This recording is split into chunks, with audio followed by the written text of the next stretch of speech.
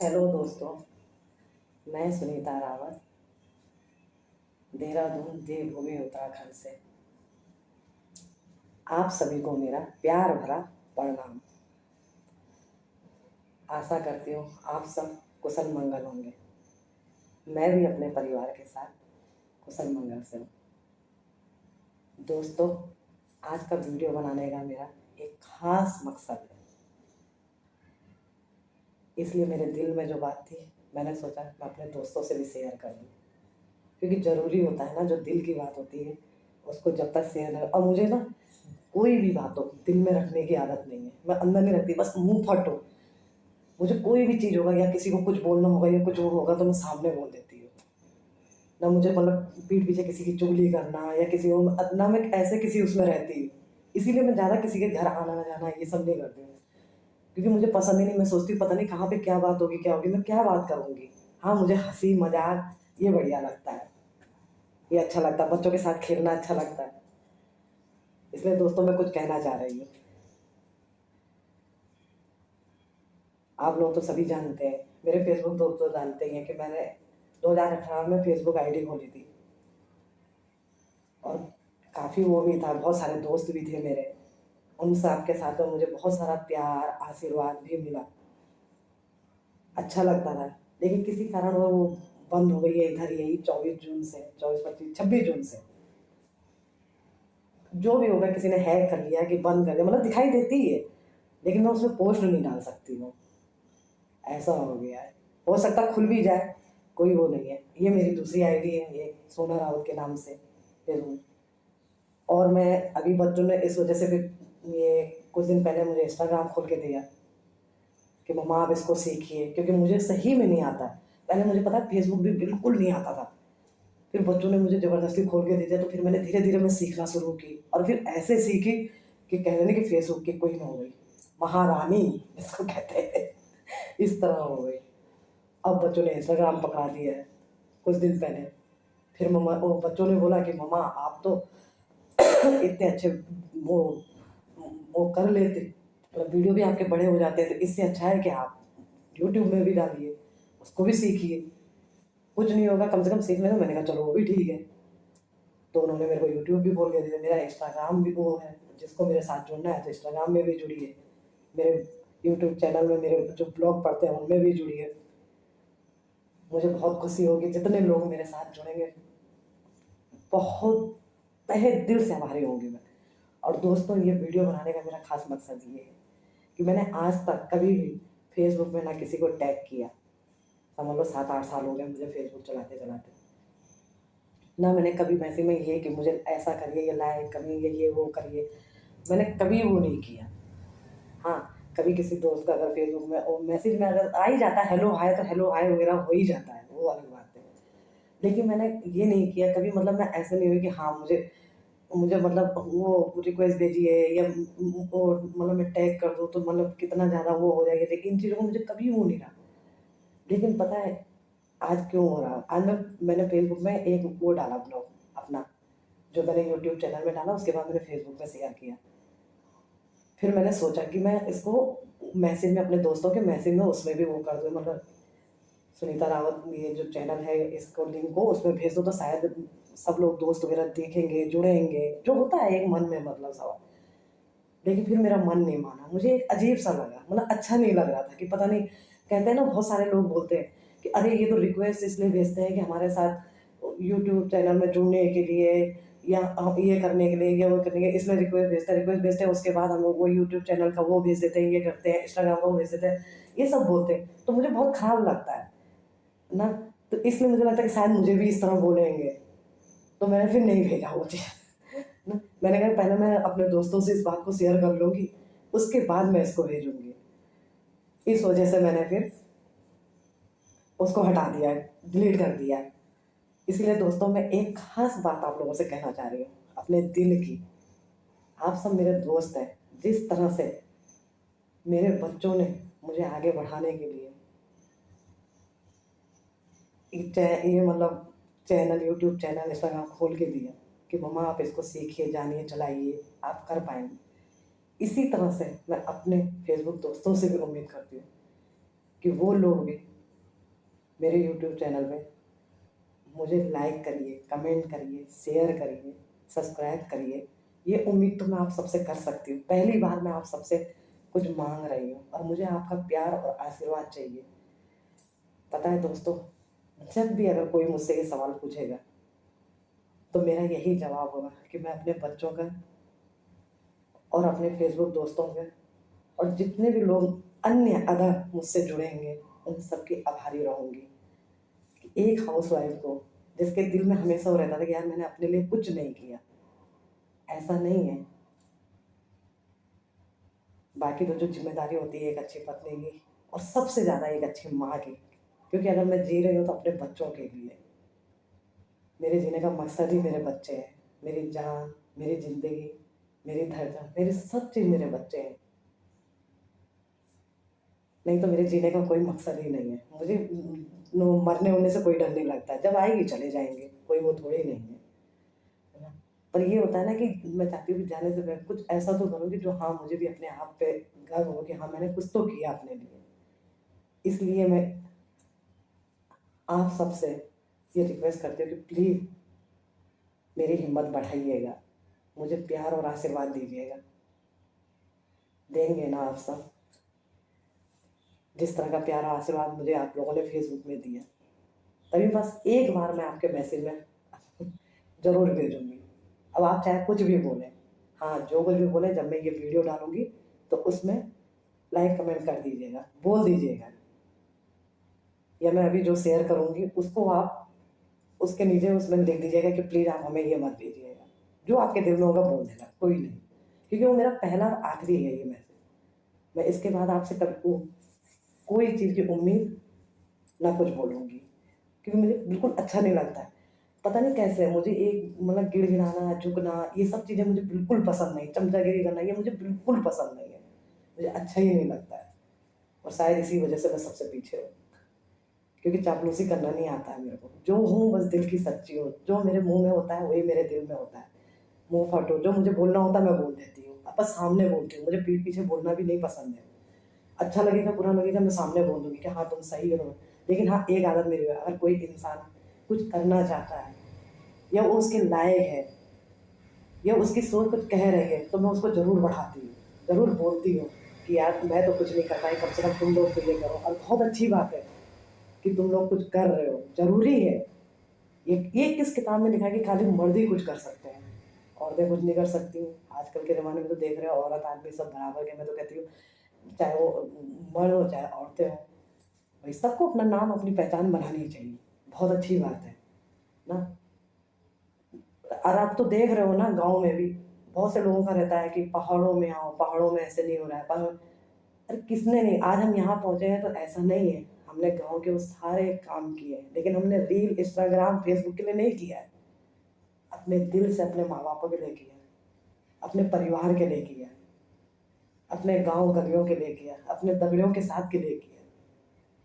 क्या हम खेत में जाते? इतना काम हम करते थे ना कि जो किसी ने भी नहीं किया होगा। और हमारे टाइम पे खेतें इतनी लहराती रहती थी ना कि क्या बताए। कौन सब खेत ऐसा नहीं रहता था कि जो हरा भरा नहीं रहता था। आज तो जगह जगह सब बंजर पड़े हुए हैं ना। क्या हमने सेरा नहीं लगाया?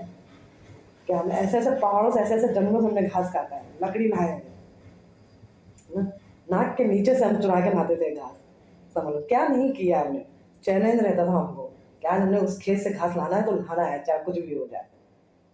ये बताइए क्या हमने पढ़ाई नहीं की? सब काम किया है हमने। अब तो गांव के बिल्कुल घर के आगे पानी आ गए हैं। हमसे पूछिए हम कहाँ से पानी लाते थे। जब गांव में शादियां पड़ती तो हम कितनी दूर जाते थे और कितना कितना पानी भरते थे कि यार बारात आने से पहले हम इतना पानी भर के रख लें, ताकि हमें फिर डिस्टर्ब ना हो, ताकि हम परेशान ना हो कि चलो भैया बारात आ गई तो हम पानी लेने भाग रहे हैं। ना कोई डर रहता था, ना कोई कुछ रहता था। लेकिन फिर भी पूरे गांव में एक दूसरे के साथ प्यार मोहब्बत रहता था। एक दूसरे के साथ रहते थे साथ, और इतना मजा आता था कि क्या बताएं ना। तो वही दोस्तों, मैं आज आपसे वही कहना चाह रही हूँ कि प्लीज़ मेरा साथ दीजिएगा, मुझे सपोर्ट करिएगा। आपके सपोर्ट के बिना मैं कुछ नहीं हूँ। और आप लोगों से नहीं कहूँगी तो किससे कहूँगी ये बताइए।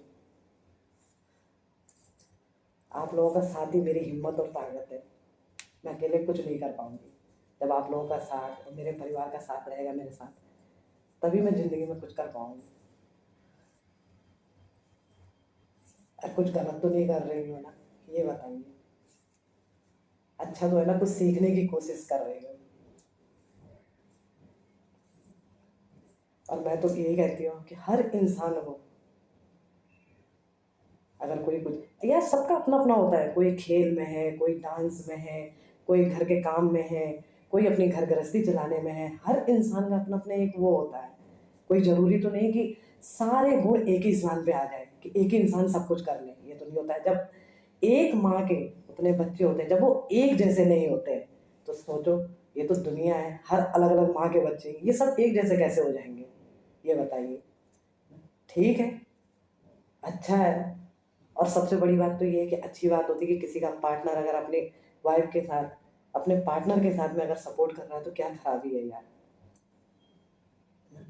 मैं भी बहुत भाग्यशाली हूँ जो मेरे बच्चे मेरे साथ में हैं, और बहुत अच्छे हैं मेरे बच्चे, मुझे सपोर्ट करते हैं।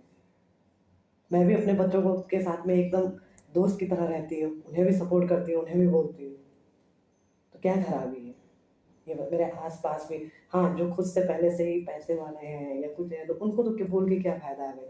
लेकिन जो बहुत से होते हैं, जो घरों में पूछिए ज़रा, जो घरों में हैं, जो बर्तन मांज रहे हैं, मैं उनसे यही कहती हूँ कि बहुत अच्छी बात है कि आप मेहनत कर रहे हैं। कम से कम किसी के आगे हाथ तो नहीं फैला रहे, भीख तो नहीं माँग रहे, कुछ गलत काम करके पैसा तो नहीं कमा रहे, अपनी मेहनत का पैसा कमा रहे हैं, क्या खराबी है? यार ठीक है, पढ़ने वाला कुर्सी में बैठता है, जिसने बेचारे ने पढ़ाई-लिखाई नहीं कर रखी, ठीक है, वो घर का झाड़ू-पोछा, खाना बनाना, क्या खराबी है उसमें? ये बताइए। क्या वो समय बर्बाद नहीं कर रहा है? क्या वो अपने बच्चों को छोड़ के काम करने नहीं आता है क्या? ये बताइए पहले। हर इंसान भाई अपने हिसाब से, जिसको जो है, कोई किसान है, कोई कुछ है, कोई कुछ है, कोई किसी का किसी में दिलचस्पी है, जिसका जिस चीज़ में वो है, ठीक है, अच्छी बात है। वो ना करो जो अपनी आत्मा को खराब लगे, वो काम ना करो। जो खुद को ये लगे यार कि ये चीज़ ठीक नहीं है, जिसमें आपका दिल बार-बार हर समय फ़ायदा मत देखिए, दिमाग से ही हर काम मत करिए।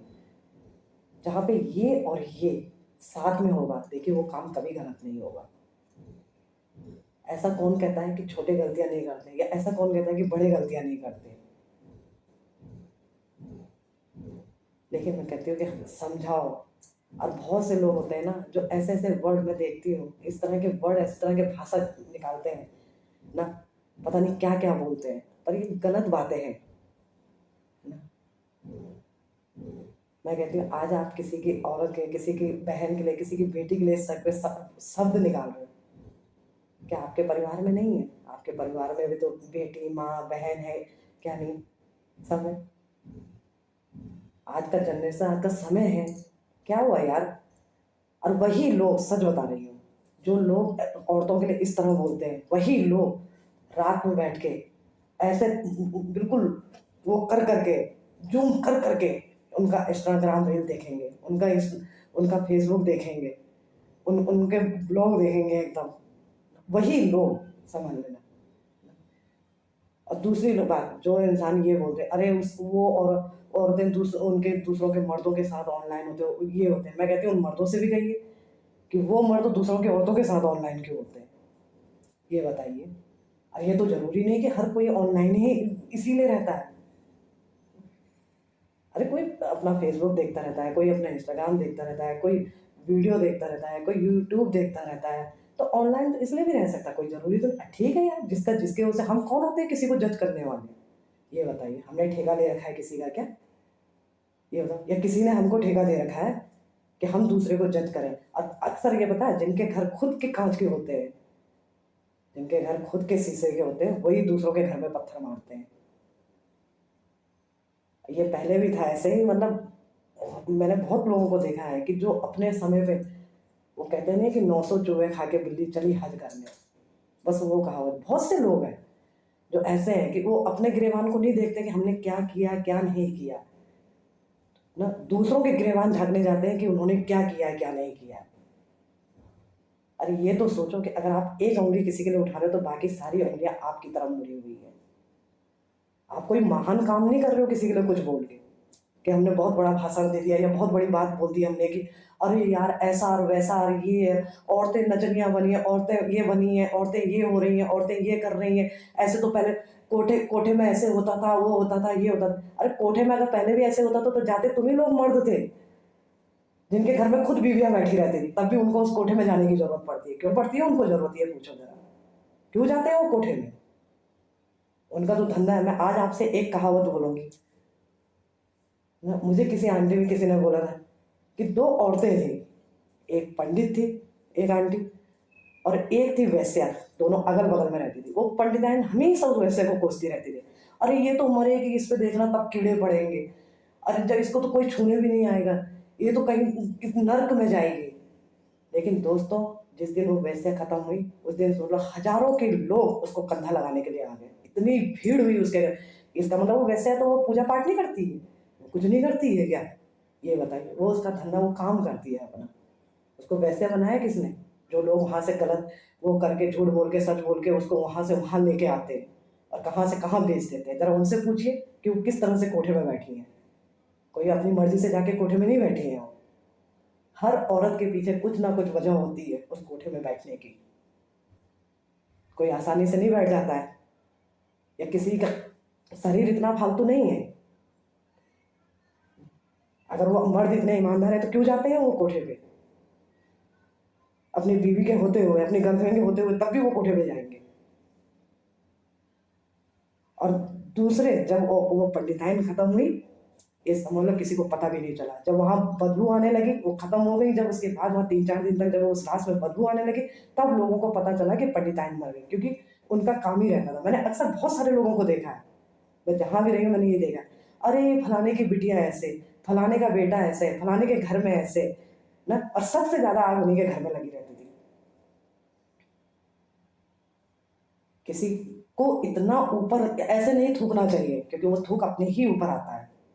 आज आप दूसरे के ऊपर थूक रहे हो, आज आप दूसरे के कैरेक्टर पे उँगली उठा रहे हो, न जाने आपके साथ क्या होगा, कल आपके कैरेक्टर पे, आपके घर में क्या होगा, आपके कैरेक्टर पे कौन उँगली उठा देगा, किस बहाने से आप पे उँगली उठ जाएगी, ये कोई नहीं जान सकता है। तो इसलिए इतनी बड़ी बोल कभी नहीं बोलना चाहिए कि जो भगवान को भी बुरा लगे। नचनिया कहाँ नहीं थे? स्वर्ग में नचनिया नहीं थी क्या? ये बताइए। रंभा, मोहिनी, ये सब क्या थे? इंद्र देवता के, वो स्वर्ग में भी सारी वही थी। उनको बोल दीजिए आप इतने महान हो तो। कहाँ नहीं है राजा महाराज ने? अरे ठीक है, हर चीज का अपना अपना वो है यार, जिसकी जो कला है समझना, ये भी एक बहुत बड़ी कला होती है। हर इंसान का अपना अपना वो है, क्यों किसी को वो बोलते हैं? हाँ, खराब वो लगता है कि जो, जैसे हरिद्वार में, ऋषिकेश में, मंदिरों में, या वैसी जगह जाके जो ये रील वील बनाते हैं, जो ये मतलब उल्टे सीधे वो करते हैं, मतलब कि लवेरिया मलेरिया वाला, ये चीजें गलत है। क्योंकि तीर्थ स्थानों में ये सब चीजें करेंगे, हमारा हिंदू धर्म है। अगर हम वहां पे सर ढक के नहीं जा सकते तो कम से कम खोल के भी नहीं जा सकते। कम से कम इस तरह के कपड़े तो पहन के जाइए, या इस तरह का मान सम्मान होकर करके, ये हमारे देवी देवता, हमारे भगवान है, ये हमारी गंगा नदी है, ये हमारी जो भी हमारे तीर्थ स्थल है, उनकी उनकी जरूर वो रखिए।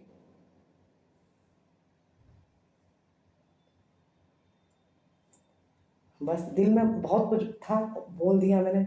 मुझे नहीं पता दोस्तों कि आप लोगों को अच्छा लगे बुरा लगे, मैं जानती हूँ, पर मेरा मेरे मन में मैंने कई चीजें अगल बगल अड़ोगल, मैंने कई जगह बहुत ऐसे लोगों को देखा कि जो मुझे कोई फर्क नहीं पड़ता। मुझे तो सिर्फ ये रहता है कि अगर मुझे कोई चीज़ करना है तो मैं उस काम को करूँगी, मैं किसी की परवाह नहीं करती।